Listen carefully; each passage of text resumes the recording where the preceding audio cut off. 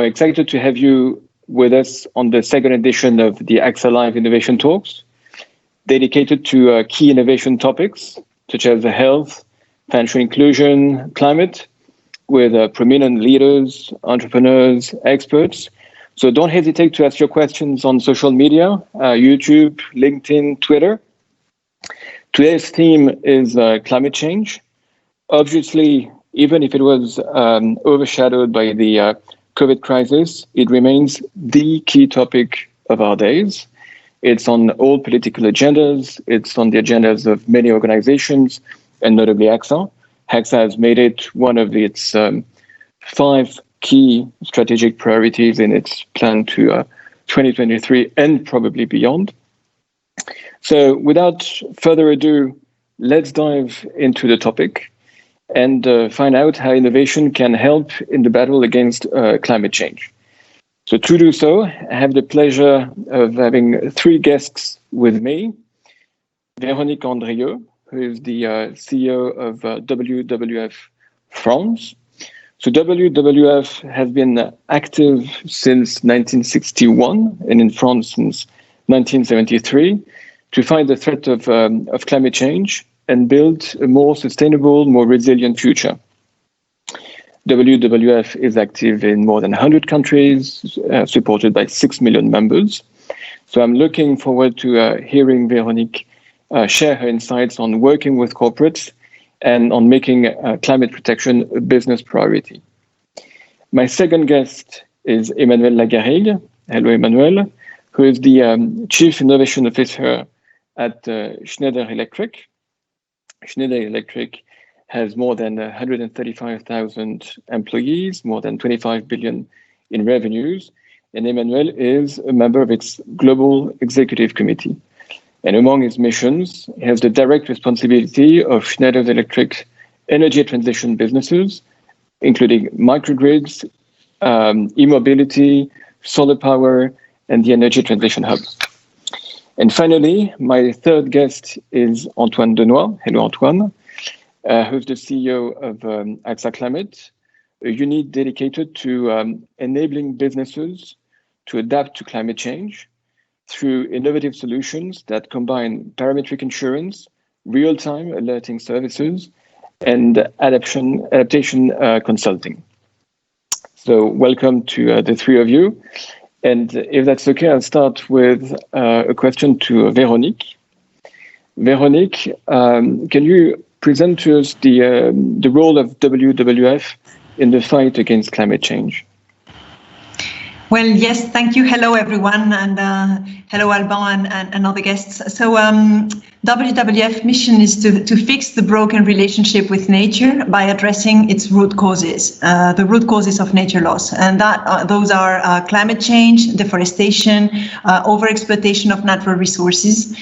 And hence we're working to propose solutions to ensure a society and economic model that are compatible with the planetary boundaries. So this means transitioning towards a carbon neutral economy and towards a nature positive economy.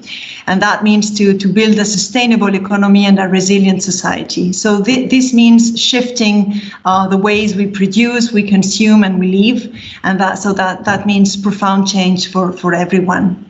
So how do we do that? We do that by alerting on the status of the planet and sharing knowledge. We also protect and restore natural habitats and species, and we transform the policies, markets, and finance by bringing science-based solutions. So this year is really a year of paramount importance, a year of opportunity. We have a crucial COP26, climate COP in Glasgow later this year, and it will be an opportunity for member states to commit to higher ambitions and to pose enhanced NDCs, national determined contributions. And there is a sign of optimism as more and more parties are committing to net zero by 2050, including China by 2060 and having the US back into the Paris Agreement. And also we have the recovery plans with historic massive economic packages. And so this is a once-in-a-lifetime opportunity to really switch gears, scale up and speed up the transition that we need. And innovation is certainly one of the levers to reach those ambitious goals that you've just mentioned, but it can take many shapes. So in your eyes, what are some concrete solutions that it can bring? Well, for us, innovation is a means, not an end in itself. So innovation must serve the common goal that we do have, which is transitioning towards a carbon neutral and nature positive economy. And so in that regard, innovation is definitely part of the solution, but cannot be seen as the silver bullet that will solve all our problems. So in some cases, we've seen innovation be used as a means to continue with business as usual. And so we should be really cautious and mindful of that. For us, any type of innovation must entail avoiding and reducing emissions, greenhouse gas emissions. And also we must have maybe an open-minded approach to innovation. It's not only high-tech innovation, but also low-tech innovation.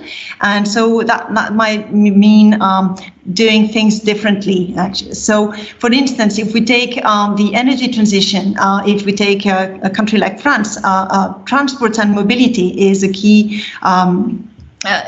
sector for emissions. So, of course, in that sector, we do already have technological disruptions with electric vehicles, but these must go hand in hand with avoiding, reducing, and offsetting emissions. So, for instance, in our view, electric vehicles by alone are not the solution.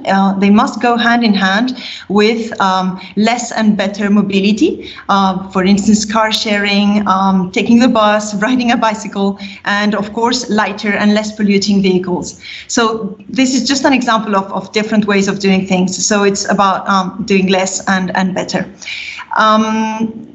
Some examples of how WWF harnesses innovation, maybe two examples. One is about a partnership that we have developed with the European Space Agency for satellite images. And so those images help us to better monitor the implementation of the soy moratorium in the Amazon, for instance, and to really monitor deforestation across the world. We get very, very accurate images, and so we have real-time images as well. It's the same for plastic pollution in oceans, where we can also track the state of health of oceans when it comes to that kind of pollution.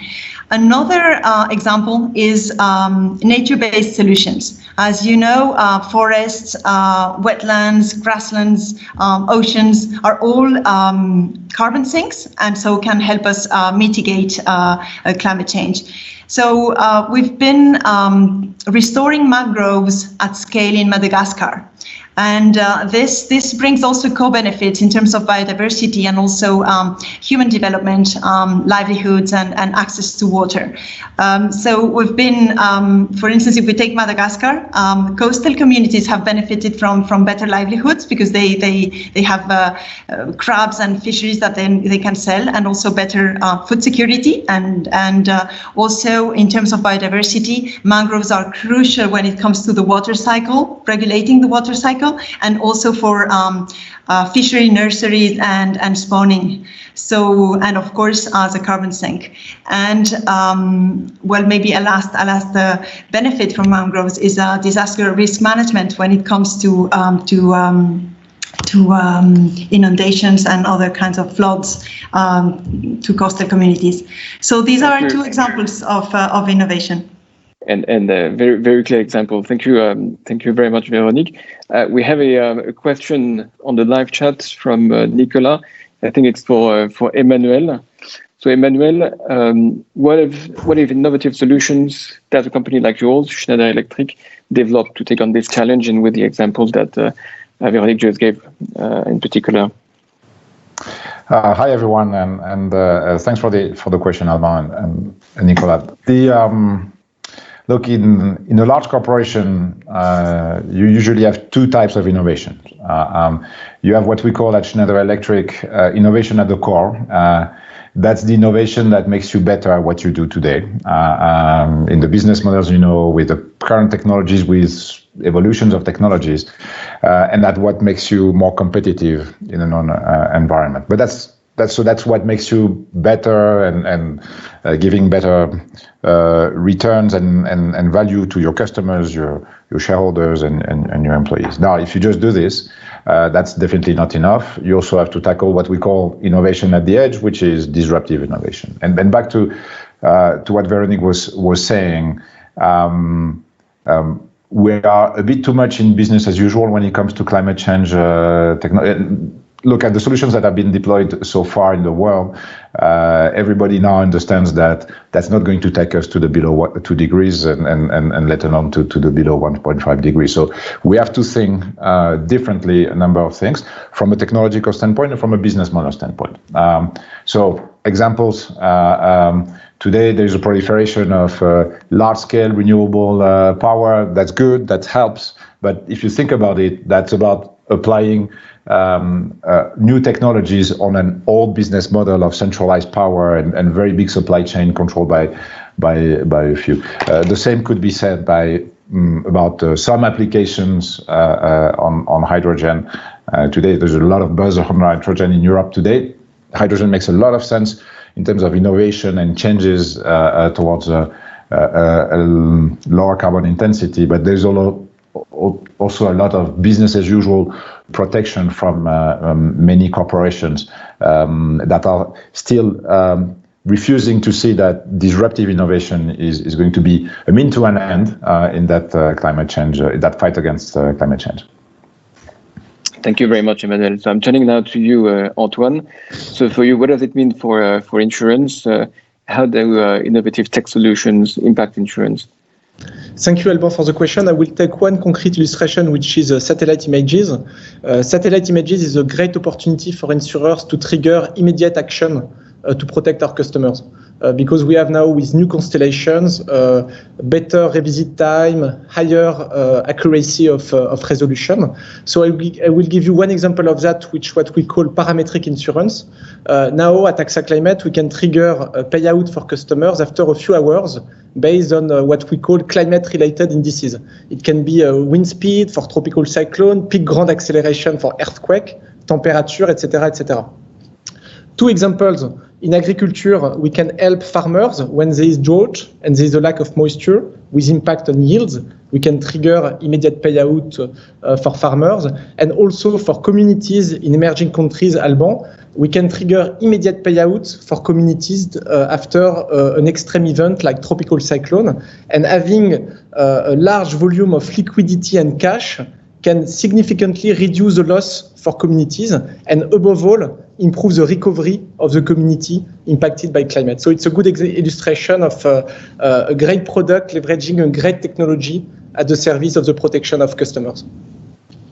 Thank you, Antoine. So I have another live question from the chat, and that's for you this time, Veronique. How do you work concretely with corporations? What do you expect from them? I'm on mute. No, I'm not on mute. Yes, well, for us, it's. I mean, corporate engagement is the core component of our strategy. We believe that large corporations, in particular, are part of the problem, but also part of the solution. So it's absolutely crucial that we harness the potential that they entail. So we carefully choose the companies with whom we engage in transformative partnerships. The idea is to really be ambitious and be bold when it comes to the results that we must achieve together and to make a real difference.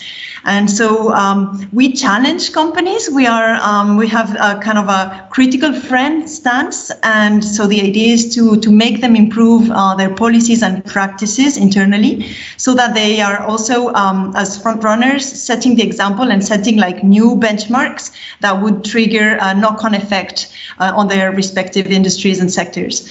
So, well, the objective is, as I was saying before, to transform the economy and move towards a carbon neutral and nature positive economy. And so for that, we need every industry and every company to transform itself, its core business model, not corporate social responsibility as such, but really the core business.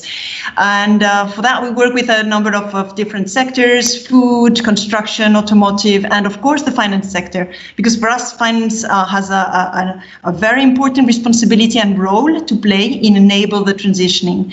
And so the expectations and what we hope to achieve is of course the companies setting carbon targets that are aligned with the Paris Accord and with a 1.5 degrees trajectory. And for that, there's tools and instruments such as the Science Based Target Initiative, of course, that we at WWF France, we hold the SBTI hub for the network. And of course, in terms of finance, there is the 1.5 Net Zero Asset Owner Alliance, which AXA belongs to. So, well. Thank you, Veronique. That's for climate, but we have other objectives. Veronique, you should leave us some time, Veronique. You can have some time, please. Thank you. So back to Emmanuel and talking of tools, I'd like to ask you a question about digital technologies and how they can help corporates build their own climate-friendly strategies. Could you tell us a word about this? Well, there are a few examples that have been mentioned around satellite imaging and how you can fight climate change. At Schneider Electric, we're focusing a lot on the decarbonization of the energy system. And if you think about it, there are two technologies which are enabling the energy transition. One is batteries and how we make batteries better. And we saw last week a lot of declarations for Volkswagen. Tesla is also working on this, and there are a lot of players in Asia who are working on bringing better batteries. And this is important because for the first time we are going to be able to store electricity, which is the most efficient energy, to store electricity in an affordable manner in a decentralized fashion, close to where it's consumed. And the second one is artificial intelligence. So those are the two, batteries and artificial intelligence, because we are going towards a world where energy production and consumption is going to be very decentralized. Every house, every car will be a source of energy production. Every building. So you need a lot of artificial intelligence and software to organize and orchestrate that new paradigm. And these are the two really breakthroughs. All the rest is a bit business as usual. And I understand it's difficult for many people in the energy sector to understand that shift from a very centralized supply chain, where we are bringing fuels from the other side of the world, refining them, distributing them from one to many in a very centralized fashion, or same for power, for electricity, to a world where it's going to be very decentralized, led by consumers who want to take charge of what they do, and led by businesses who want to reduce their carbon footprint, and where that big supply chain of energy that we know today, that has been in place for almost a century now, will no longer make a lot of sense. Still be there, but not as relevant as it was in the past. So those two technologies, batteries and artificial intelligence, are going to speed up that decentralization of energy and therefore enhance the path towards more decarbonization.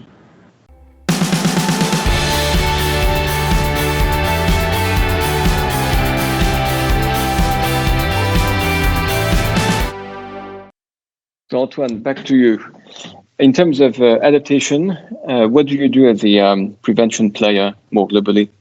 Thank you, Alban. It's a key question because we do not want, as insurers, just be after the event, but we want to be also before, in order to help our customers to be protected and to anticipate climate change. So we are developing a full range of prevention services. I can mention our real-time 24/7 alerting systems that can protect communities and businesses against floods, wildfires, or tropical cyclones. But I just wanted to highlight the key necessity of training and scientific understanding. I think that the key element, if we want to be able to put employees in the move in terms of adaptation is to be able to bring awareness in terms of science. What is biodiversity? What do we mean by sea level rise? And that's why at AXA Climate, we are going to launch next April a climate school in order to help organizations to increase their scientific awareness. And for us, it's a true conviction, scientific awareness, scientific understanding, systematic understanding of biodiversity, natural resources scarcity, and climate change is a key element of success for any innovation. Thank you, Antoine. Veronique, I'd like to have your views on what innovative funds can provide on the issues such as land degradation neutrality. Yes, thank you, Alban. We were mentioning nature-based solutions before, and indeed, finance sector has a role to play by creating or engaging in innovative financial solutions to protect and restore nature. So that's the case of the Land Degradation Neutrality Fund, but it's just an example of social and environmental impact funds. So the idea is to restore soils, to restore degraded lands that play a role, of course, in terms of carbon sink, but also in terms of conserving carbon under the soil, underground, but to prevent erosion of soils, and also to increase the productivity, agricultural productivity. So land degradation is really a challenge. It affects 20% of Earth's vegetated surface, and 1.3 billion people are affected. And the impact is estimated at above $10 trillion. So the idea is to combat land degradation by enhancing agricultural productivity that also creates jobs and contributes to build resilience against climate change extreme events such as droughts.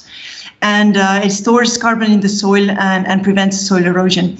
So the Land Degradation Neutrality Fund was created to promote investment in profit-generating sustainable land management and restoration projects. So the idea is that we have bankable projects that also generate profit while responding to land productivity, land cover, and soil organic carbon. So that's for LDNF, and beyond LDNF, the business case is strong to invest in climate smart growth and in sustainable agriculture combined with forest protection. And so the idea of investing in a carbon neutral and nature positive economy is again very aligned with what also the pandemic has shown. And so now the message for us is to seize the recovery plans to accelerate the transition through innovative financial solutions such as the LDNF. Thank you, Veronique. And Emmanuel, I'd like to turn back to you. Clearly, Schneider Electric is at the crossroads of innovation on environmental issues and technical or tech innovation, digital innovations. Could you tell us about the difference that you see, if any, between the two approaches? Well, there's no difference. Again, we are convinced that innovation, technological and business model innovation, can bring a part of the solution to the fight against climate change. And if you think about it, the key in the energy transition would be to understand that we need to move from a very centralized model with a very big supply chain controlled by a few to a very decentralized model where again every business and consumer is going to take charge of his or her energy. This is very similar to how the digital disruption started, right? So we had big computing mainframes back in the 80s, and it was very difficult to imagine at that time that we would end up having a PC on every desk, or even today on every pocket, or that every car, every coffee machine would be full of software, and so that's a bit the same thing. It's very difficult to apprehend because technological innovation tend to happen in exponential manner, and societies tend to change a bit slower. So, but it's very similar. There are a lot of similarities, and I won't go into the details. The good news here is that those innovations make sense from a business standpoint, and the financial community, as Veronique was saying, the financial community is starting seriously to get behind ESG goals, and we saw it with you at AXA. You've been very stringent, very clear that climate change is a priority, and you're one of the leaders in this. So I think this is creating a virtuous circle where innovative companies are going to be able to find the capital they need to finance their innovations, make of them sustainable businesses, and therefore accelerate this transition towards a more sustainable society. Very clear. Well, thank you, Emmanuel. And Antoine, so we've talked about scarce resources, the purpose of AXA, which was publicly stated not so long ago, is to protect what matters. So how AXA Climate and innovation in technology help better use those resources and help protect populations better? Yes, very important question of especially the water. And Veronique mentioned the importance of agriculture as a key for adaptation and climate adaptation. What we are doing concretely at AXA Climate is we bundle climate insurance with drip irrigation equipment. Drip irrigation, it's not more than 5% of the irrigation market, but it's a key element of resiliency and adaptation because it can save water, Alban, but also to have a good impact on the yield. So it's a better consumption of water. And the big issue especially in emerging countries is the fact that it's quite expensive upfront to pay for it and to have it on your field if you are a farmer. So what we are doing is we are helping this drip irrigation equipment company to bundle climate insurance with loans in order for farmers to be in a subscription mode to pay each month for the equipment. And if there is a drought, a lack of moisture, a bad impact on yield, we as AXA are here in order to pay back on behalf of farmers impacted. So it's a good example of insurance being able to be embedded and in bundle with very key equipment for climate adaptation. Well, thank you to the three of you. I think we've come to the end of this session. Thank you for your great insights on this topic. I'm glad we were able to have this conversation and to broadcast it.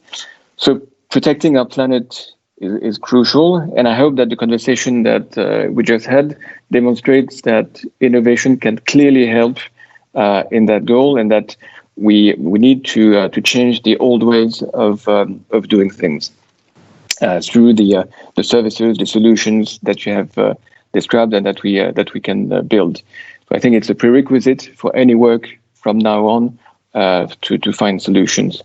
So to all our viewers, thank you very much for tuning in. We will continue this conversation, and the full replay will soon be able on our platforms. And make sure, obviously, to tune again in for our following episodes of the AXA Live Innovation Talks. And that will continue with a focus next month on protecting independent workers in the new economy. And we'll receive guests from Uber and friends. Thank you very much. Bye-bye. Thank you. Bye. Thank you.